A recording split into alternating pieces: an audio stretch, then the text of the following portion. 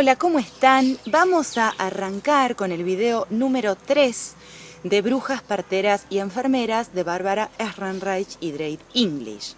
En el video anterior estuvimos hablando del Popular Health Movement, que fue el ala sanitarista de un movimiento de insurrección popular que duró entre 1830 y 1880 y que dicen las autoras que fue más importante que el sufragismo porque no se concentró solo en alcanzar un derecho liberal como el derecho al voto para las mujeres, sino que buscó transformar la sociedad porque pidió mayor y mejor atención médica y una medicina distinta, y en este sentido entonces apuntó a disminuir la brecha de género y la brecha social, por lo tanto apuntó a transformar la sociedad.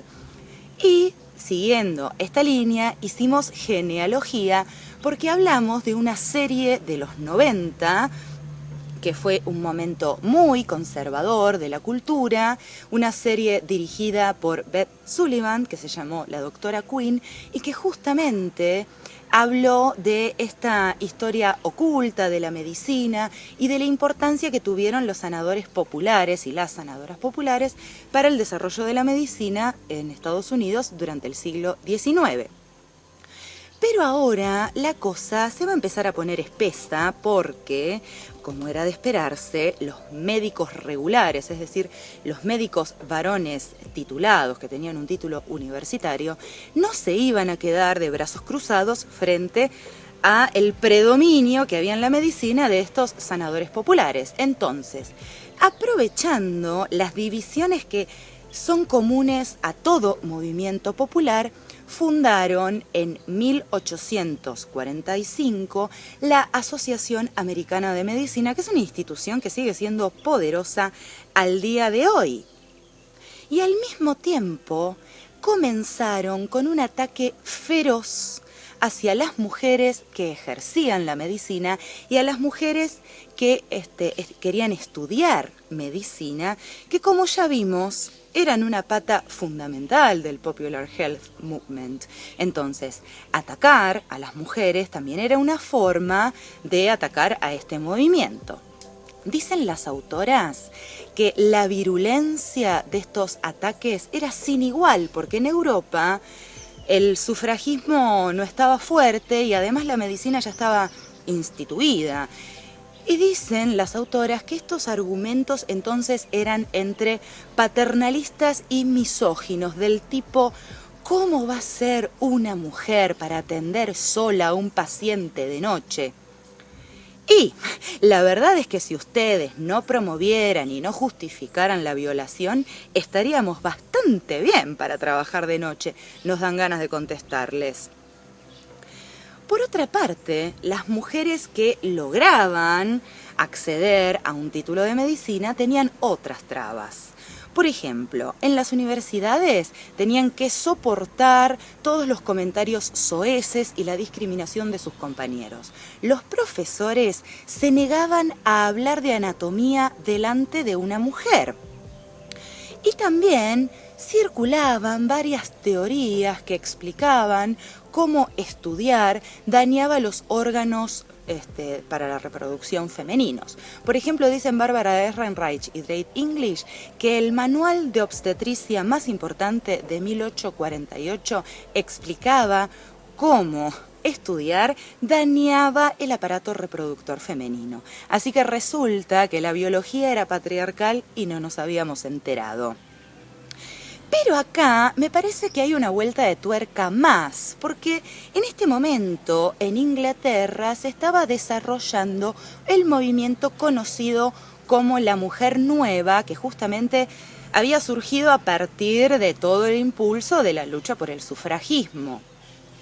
Pensemos que Inglaterra en este momento está bajo el reinado de la rígida y autoritaria reina Victoria, que por ejemplo aparece parodiada en Alicia en el País de las Maravillas de Lewis Carroll como la reina de corazones. Pensemos que es en este momento también, más precisamente en 1895, cuando en Inglaterra a Oscar Wilde se lo condena a 2 años de trabajos forzados porque atentaba contra la moral pública, por supuesto porque era homosexual, ¿no? Y esto lo que hizo fue favorecer al mismo tiempo un mayor ataque a los homosexuales porque durante la moral victoriana se criminalizaba cualquier conducta sexual por fuera del matrimonio y muchos escritores lo denuncian en este momento. Por ejemplo, aparecen Dr. Jekyll y Mr. Hyde de Stevenson, toda esta cosa de la doble moral, que era una moralina más bien, ¿no es cierto? Entonces, en este momento del periodo victoriano en Inglaterra, surge, que esto también ya lo explica Silvia Federici, surge el ideal de ama de casa completo que se llama el ángel del hogar, ¿no es cierto? Y que constituye, o sea, era el único camino posible para las mujeres que tenían que ser esposas y madres, siempre viviendo para sus hijos y para su esposo y no teniendo ningún proyecto personal ni participando en la vida pública de la sociedad de ninguna forma. Entonces, este movimiento de la nueva mujer o la mujer nueva consistía en mujeres que no querían ser el ángel de ningún hogar, que querían trabajar, que querían estudiar, que tenían otros objetivos de vida, que incluso empiezan a usar otro tipo de ropa, por ejemplo, se niegan a usar el corsé. Incluso aparece el modelo de las bostonianas, porque esto se da sobre todo en Boston, ¿no? De mujeres que elegían vivir con una amiga, que también podía ser una pareja, y no casarse y desarrollar una actividad profesional o en la vida pública. Dicen Ángeles Mateos del Pino y Gregorio Rodríguez Herrera en Metáforas de la Perversidad, que a estas mujeres se las presentaba como promiscuas, con desórdenes psicológicos, masculinas, cuya malsana dedicación al estudio producía hijos enclenques, debilitados y enfermizos. Todo también en un momento, pensemos en que se está desarrollando la eugenesia, ¿no es cierto? Esta pseudociencia que buscaba a través de los genes mejorar la raza. Este es un momento que en Inglaterra se había dado una epidemia de sífilis y entonces había muchos niños que estaban naciendo o con deformaciones o directamente con discapacidades. Entonces se las empieza a acusar a estas mujeres que querían estudiar de provocar la debacle de la nación, porque lo que provocaban eran la deformación no solo física sino también moral de la nación. A las mujeres que estudiaban se les decía que se exponían a padecer anemia, atrofia de crecimiento, nerviosismo, dolores de cabeza, alcoholismo, adicción a las drogas, histeria, inflamación del cerebro e incluso locura. Y entonces, como lo que estas mujeres estaban reclamando básicamente era el derecho a acceder a la educación formal ¿qué hace? Da su respuesta y empiezan todas las teorías, vamos a llamarlas científicas, explicando cómo estudiar dañaba a las mujeres, ¿no? Y entonces esto también nos hace cuestionarnos una vez más, no solo sobre la objetividad de la ciencia, sino también sobre este supuesto tan establecido de su veracidad. Bram Dijkstra, en su ensayo Ídolos de la Perversidad, nos cuenta que este es el momento de la craneología, que era también una pseudociencia que estudiaba las predisposiciones naturales de acuerdo al cráneo y a los rasgos del rostro. Esto aparece en un capítulo de Los Simpson, por ejemplo, que Burns le mide la cabeza a Smithers con un aparato y le dice: cállese, usted tiene la predisposición física de un pigmeo. O sea, por supuesto que además está decir que para la craneología el ideal era el hombre blanco, ¿no es cierto? Y todo rasgo que no se ajustara al del hombre blanco, por supuesto que estaba en inferioridad de condiciones. De hecho, Bram Dijkstra cita al doctor Nicholas Cook, que decía que la mujer era inferior porque su perímetro craneal era más pequeño y su masa cerebral era más blanda. Entonces, ya no tenemos solo el interés de sacar del medio a las mujeres que ejercían la medicina o que querían estudiar la medicina, sino además quitar toda posibilidad de que las mujeres accedieran a cualquier tipo de estudios. En este contexto, entonces, en Estados Unidos durante el siglo XIX, las mujeres que lograban estudiar en una escuela de medicina, en general, eran de clase alta porque eran quienes podían costearse estos carísimos estudios. Entonces dicen Barbara Ehrenreich y Drake English que empieza a pesar más su pertenencia de género, de su pertenencia de clase, que su pertenencia de género. Empiezan a aliarse con sus compañeros varones que también pertenecían a la clase alta en contra de los sanadores populares que por supuesto venían de sectores populares y en muchos casos también eran inmigrantes. Y esto lo que hizo fue motorizar un gran paso para que la medicina entonces tuviera este predominio patriarcal. Porque ¿qué hicieron? Por ejemplo, las escuelas irregulares de medicina para mujeres echaron a todos los profesores que eran médicos irregulares. Pensemos que acá en Argentina tuvimos un caso parecido en este sentido con Victoria Ocampo, que ella fue una gran protagonista del movimiento feminista. Sin embargo, cuando se dio el voto femenino, ella se opuso, primero porque lo motorizaba un gobierno popular, que era el de Perón, y después porque quien lo impulsaba en especial era una mujer pobre, Evita.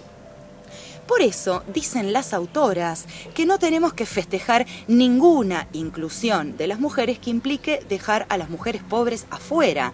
Y esto forma parte hoy en día de los debates que se dan sobre todo en el feminismo interseccional, que cruza a la discriminación de género con otras discriminaciones como la de raza, la de clase, la del lugar de nacimiento, etcétera.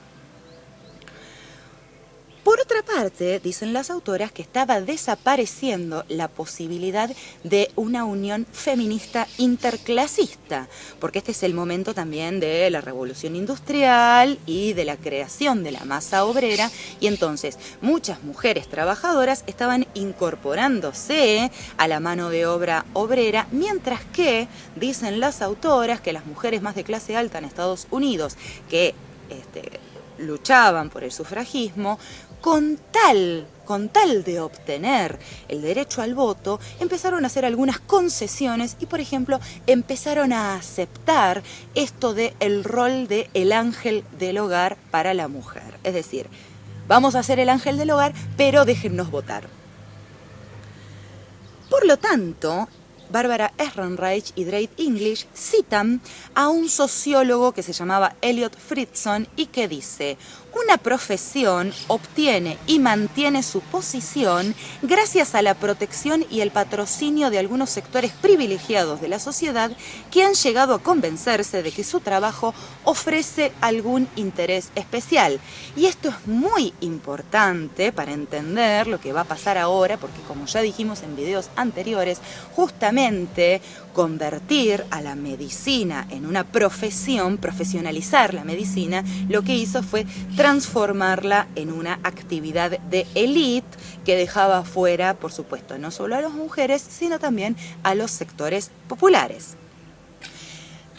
Para 1893, dicen las autoras, aparece la teoría microbiana desarrollada por científicos franceses, pero sobre todo por científicos alemanes, que lo que hacía era dar un sustento racional a esto de la prevención de las enfermedades. Entonces, médicos regulares estadounidenses que habían estudiado en Alemania traen los estándares alemanes y con la ayuda de sociedades filantrópicas fundan la Johns Hopkins Medical School, que sigue siendo la universidad de medicina más importante al día de hoy en Estados Unidos, y con esto traen todo el modelo alemán. Por ejemplo, unen la práctica médica a la práctica de laboratorio, sobre todo en hospitales, traen equipamiento, contratan a profesores a tiempo completo y traen este plan de estudio de 4 años de estudios generales más 4 años de estudios superiores, con lo cual la medicina lo que hace es cerrar filas. Todo esto mientras en Estados Unidos, que Estados Unidos se está convirtiendo en una potencia mundial y están naciendo los grandes imperios financieros y las grandes sociedades anónimas, como la de Rockefeller. Y aparece entonces esta idea de la élite ilustrada, de gente que tenía que tener el control de la sociedad, porque no solamente tenían el control económico, sino que además eran los iluminados. Acá en Argentina, por ejemplo, esto lo tuvimos con la llamada generación del 80, que son estos presidentes que pertenecían a la élite y que fueron elegidos de una manera fraudulenta con el voto cantado y por supuesto solo por hombres, como por ejemplo Juárez Celman, Roca, esta idea de la élite ilustrada, que ellos tenían que motorizar a la sociedad porque ellos eran los que estaban en contacto con la cultura y las novedades europeas, y por lo tanto, entonces estas élites ilustradas empiezan a fundar, sobre todo en Estados Unidos, sociedades filantrópicas para controlar la sociedad también en sus manifestaciones culturales y científicas. Por ejemplo, Rockefeller junto con Carnegie fundan la Fundación Carnegie y le dan especial interés a la reforma médica porque en sus palabras querían convertir la medicina en una profesión respetable y científica.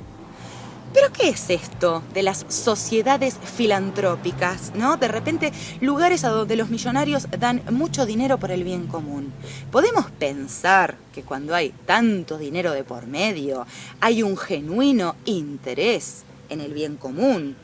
Según un informe de Oxfam del 2017, el 1% de la población mundial acumula el 82% de la riqueza mundial. O sea, evidentemente, cuando hay tanto dinero de por medio, el bien común no es una prioridad. Y esta reforma médica que impulsó Rockefeller tuvo propósitos muy específicos. Pensemos que es el momento en que además se descubren los petroquímicos, es decir, productos derivados del petróleo, como por ejemplo la baquelita, este tipo de plástico. Y también se descubre que se podía fabricar drogas en base a petroquímicos. Entonces, nos cuenta Chris Cantan en un texto de agosto del 2020, que por ejemplo Rockefeller a través de esta fundación lo que hizo fue poner muchísimo, pero muchísimo dinero para que los médicos estudiaran en laboratorios las propiedades de las plantas y descubrieran cuál es el químico activo en cada planta que sirve para curar una enfermedad, con el propósito de recrear un químico parecido, pero no idéntico, que se pudiera patentar y por lo tanto cobrar. Entonces dice Chris Cantan que a partir de este momento el lema "una píldora para cada enfermo" se transformó en el mantra de nuestra sociedad moderna. Un detalle muy importante es que Rockefeller en este momento era dueño de más del 90% de las refinerías de petróleo de Estados Unidos a través de su compañía, la Standard Oil. Entonces, de esta manera, Rockefeller se busca para sí mismo el monopolio de la industria petrolera, de la industria química y de la industria médica y farmacéutica, es decir, un negocio que cierra por todas partes, porque además estas drogas preparadas en base a petroquímicos, que son la mayoría de las drogas que se usan en la actualidad, no atienden las causas de las enfermedades, sino que lo que hacen sobre todo es aliviar síntomas, convirtiendo entonces a las personas que consumen estas drogas en pacientes crónicos, eternos consumidores de estas drogas, es decir, más todavía un negocio que cierra por todas partes. Y entonces así estamos viendo cómo la profesionalización médica tuvo intereses muy específicos que no tenían que ver justamente con el desarrollo de la medicina. Por lo tanto, entonces, para Rockefeller y para Carnegie, imponer esta reforma médica era fundamental, ¿no es cierto? Y sobre todo imponer los estándares de la Johns Hopkins Medical School. Entonces, ¿qué hacen? Contratan a Abraham Flexner, que no era médico, sino educador y hermano de un médico, para que recorriera todas las escuelas de medicina del país e hiciera un informe de la situación, de cómo estaba la medicina en Estados Unidos en este momento, y para que decidiera entonces qué escuelas iban a recibir subvenciones de estas fundaciones filantrópicas para seguir desarrollándose. Y de este informe, que es el informe Flexner, que todavía sigue siendo considerado un paso fundamental y por supuesto súper positivo para la medicina en la actualidad, vamos a hablar en el video siguiente, el video número 4, sobre el capítulo 2 de Brujas, Parteras y Enfermeras de Bárbara Ehrenreich y Drake English. Por hoy hemos terminado. Yo soy Luciana Martín, esto es Psychorax Literaturas Feministas, así lo encuentran en Facebook, en Instagram y en el canal de YouTube, al que también pueden suscribirse, y si se quieren enterar de cada vez que publico un video nuevo, toquen la campanita. Nos vemos.